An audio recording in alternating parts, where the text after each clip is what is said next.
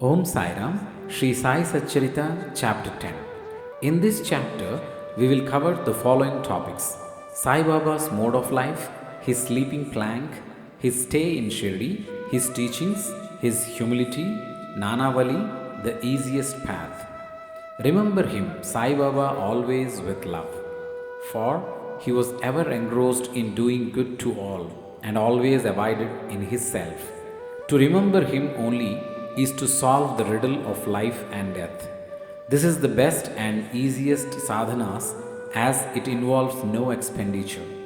A little exertion here brings great rewards. So, as long as our senses are sound, we should minute by minute practice this sadhana. All other gods are illusory. Guru is the only God. If we believe in Sadguru's holy feet, he can change our fortune for the better. If we serve him sincerely, we get rid of our worldly afflictions. We need not study any philosophy like the Nyaya and the Mimamsa. As we trust the helpsman in crossing rivers and seas, so we have to trust our Sadguru in getting over the ocean of worldly existence. The Sadguru looks to the intense feeling and devotion of his devotees, endows them with knowledge and eternal bliss. In the last chapter, Baba's mendicancy and devotees' experiences and other subjects are dealt with. Let the readers now read where and how Baba lived, how he slept, and how he taught, etc. Baba's wonderful bedstead. Let us first see where and how Baba slept. Mr. Nana Sahib Dengle brought for Sai Baba a wooden plank about 4 arms in length and only a span in breadth for sleeping upon.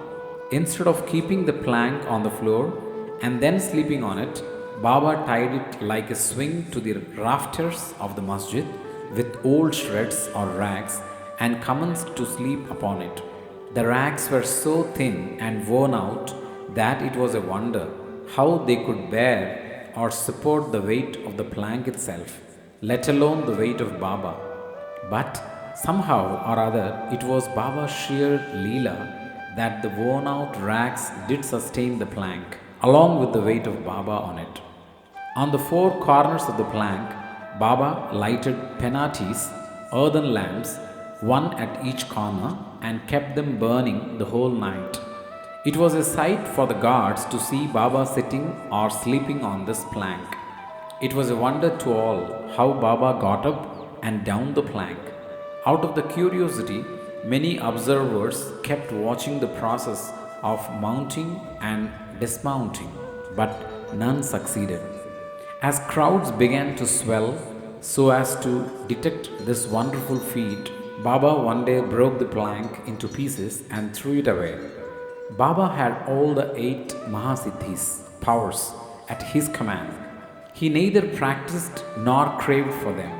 They came to him naturally as a result of his spiritual perfection.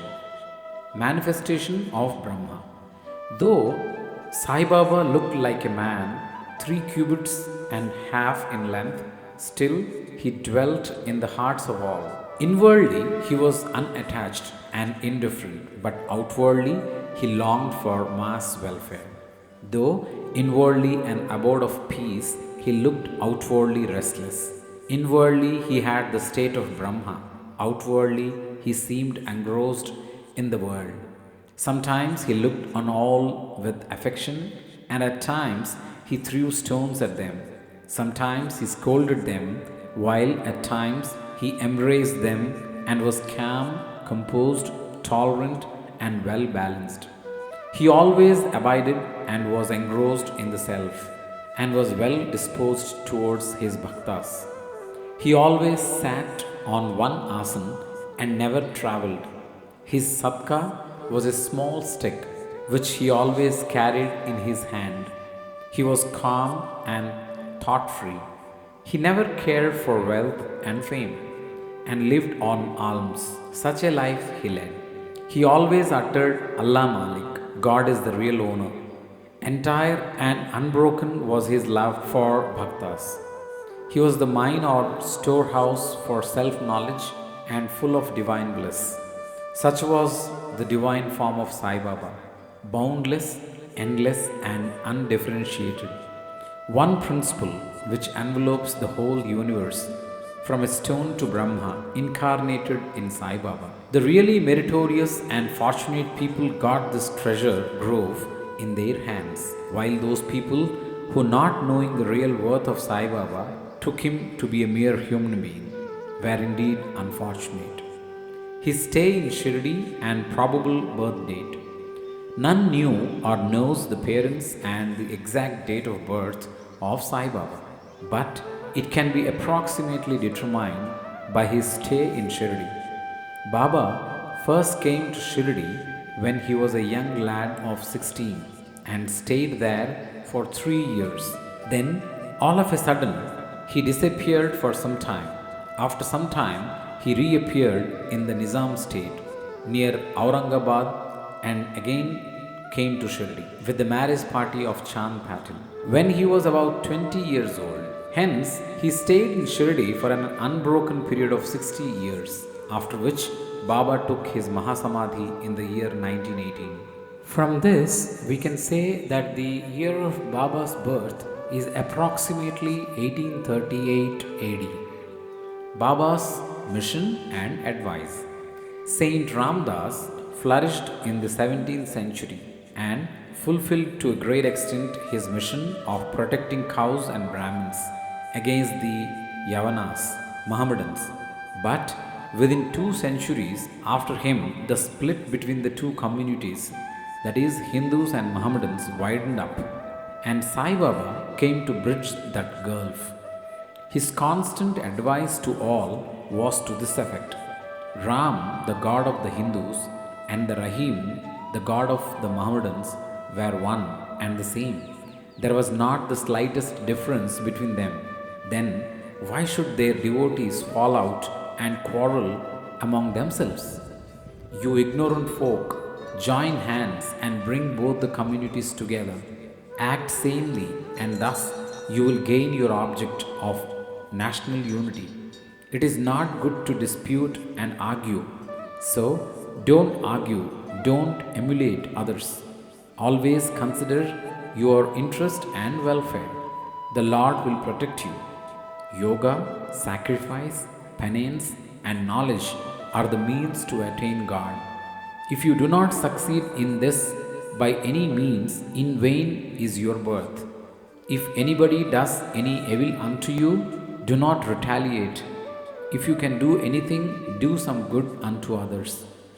This, in short, was Sai Baba's advice to all, and this will stand us in good stead both in material and spiritual matters. Sai Baba as Sadguru. There are many so called gurus who go about from house to house with cymbals and veena in their hands and make a show of their spirituality. They blow mantras into the ears of their disciples and extract money from them. They profess to teach piety and religion to their disciples, but are themselves impious and irreligious. Sai Baba never thought of making the least show of his worth piety.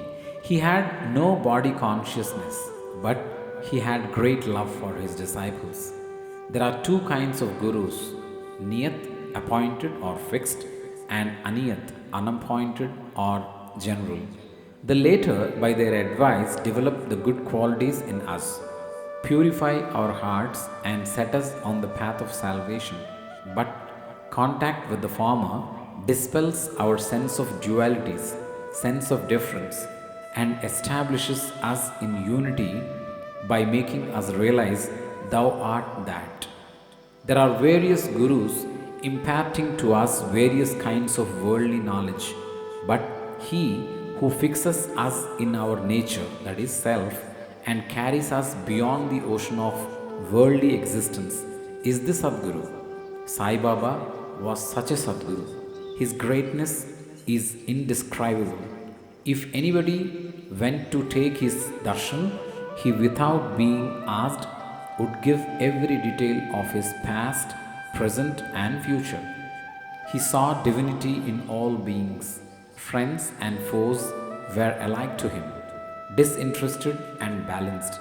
He obliged the evildoers as well as the pious. He was the same in prosperity and adversity. No doubt ever touched him. Though he acted through the body, he was not in the least attached to his body or house. Though he looked embodied, he was really unembodied, that is, free from gross existence. Blessed are the people of Shirdi who worshipped Sai as their god. While eating, drinking, working in their backyards and fields, and doing various household works, they always remembered Sai and sang his glory. They knew no other god except Sai. What to speak of the sweetness of the love of the women of Shirdi? They were quite ignorant, but their pure love inspired them to compose poems or songs in their simple rustic language. Letters of learning they had none. Still, one can discern real poetry in their simple songs. It is not intelligence but love that inspires real poetry as such. Real poetry is the manifestation of true love, and this can be seen and appreciated by intelligent listeners.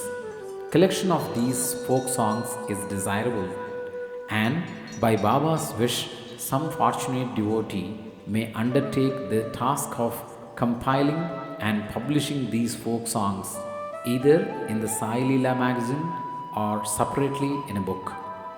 Baba's humility. Lord or Bhagavan is said to have 6 qualities such as fame, wealth, non attachment, knowledge, grandeur, and liberality. Baba had all these in him. He incarnated in flesh for the sake of bhaktas. Wonderful was his grace and kindness, for he drew the devotees to him, or how else could one have known him? For the sake of his bhaktas, Baba spoke such words the goddess of speech could not utter. Here is a specimen. Baba spoke very humbly as follows: Slave of slaves, I am your debtor. I am satisfied at your darshan. It is a great favor that I saw your feet. I am an insect in your excreta. I consider myself blessed thereby. What humility is this? Though outwardly Baba seemed to enjoy sense objects, he had not the least flavor in them, nor even the consciousness of enjoying them. Though he ate, he had no taste, and though he saw, he never felt any interest in what he saw. Regarding passion, he was as perfect a celibate as Hanuman. He was not attached to anything. He was pure consciousness, the resting place of desire, anger, envy, and other feelings. In short, he was disinterested, free, and perfect. A striking instance may be cited in illustration of this statement. Nanavali. There was in Shirdi a very quaint and queer fellow by name Nanavali. He looked to Baba's work and affairs. He once approached Baba, who was seated on his gadi, that is, seat, and asked him to get up as he wanted to occupy the same. Baba at once got up and left the seat which he had occupied. After sitting there a while, Nanavali got up and asked Baba to resume his seat. Then Baba sat down and Nanavali fell at his feet. Baba did not show the slightest displeasure in being dictated to or boosted. This Nanavali loved Baba so much that he breathed his last on the 13th day of Baba's Mahasamadhi, the easiest path. Hearing the stories of the saints and being in their company. Though Sai Baba acted outwardly like an ordinary man, his actions showed extraordinary wisdom and skill. Whatever he did was done for the good of his devotees. He never prescribed any asana regulation of breathing, or any rites to his bhaktas, nor did he blow any mantra into their ears. He told them to leave off all cleverness and always remember Sai, Sai. If you did that, he said, all your shackles would be removed and you would be free. Sitting through 5 fires, sacrifices, chantings, eightfold yoga are possible for the Brahmins only. They are of no use to other classes. The function of the mind is to think. It cannot remain without thinking for a minute. If you give it a sense object, it will think about it. If you give it to Guru, it will think about Guru. You have heard most attentively the grandeur of Sai. This is the natural remembrance of Sai. Hearing the stories of the saints is not so difficult as the other sadhanas mentioned above. They, that is, stories, remove all fear of this sansar, worldly existence, and take you onto the spiritual path. So, listen to these stories, meditate on them, and assimilate them. You may attend to your worldly duties, but give your mind to Sai and his stories, and then he is sure to bless you. This is the easiest path, but why do not all take to it? The reason is that without God's grace, we do not get the desire to listen to the stories of saints. With God's grace, everything is smooth and easy.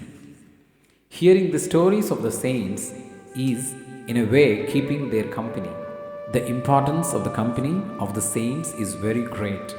It removes our body consciousness and egoism, destroys completely the chain of our birth and death, cuts asunder all the knots of mind, and takes us to God, who is pure consciousness. It certainly increases our non attachment to sense objects and makes us quite indifferent to pleasures and pains, and leads us onward on the spiritual path. If you have no other sadhana, such as uttering God's name, worship or devotion, etc., but if you take refuge in them, that is, saints, wholeheartedly, they will carry you off safely across the ocean of worldly existence. It is for this reason that the saints manifest themselves in this world. Even sacred rivers such as the Ganges, Godavari, Krishna, and Kaveri, etc., which wash away the sins of the world, desire that the saints should come to them for a bath and purify them. Such is the grandeur of the saint. It is on account of the store of merit in the past births that we have attained the feet of Sai Baba. We conclude this chapter with meditation on Sai's form. He, the graceful and handsome Sai, standing on the edge of the masjid and distributing udi to each and every bhakta with a view to his welfare, he who thinks of the world as an illusion and who is ever engrossed in supreme bliss. Before him we humbly prostrate ourselves. Bow to Shri Sai, peace be to all. Om Sai Ram.